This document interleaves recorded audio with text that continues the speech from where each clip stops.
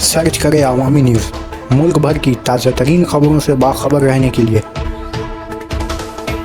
Subscribe करें हमारे channel को और बेल आइकन ज़रूर दबाएं।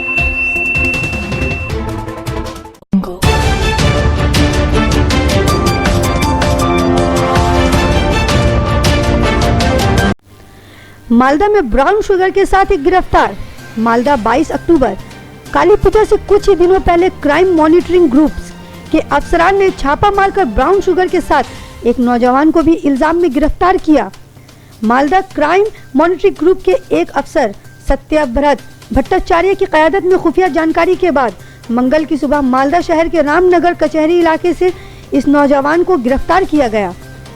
क्राइम सेक्शन के अफसर ने यह भी कहा कि रामनगर में तलाशी के दौरान 40 ग्राम गांजे के साथ ही इस नौजवान को गिरफ्तार किया गया था। इसके कब्जे में जो ब्राउन शुगर बरामद हुआ, इसकी खुले बाजार में कीमत 70,000 रुपए है। क्राइम डिपार्टमेंट ने इस नौजवान को पकड़कर इससे काफी जानकारी हासिल की और जिला अदालत में इसे पेश किया।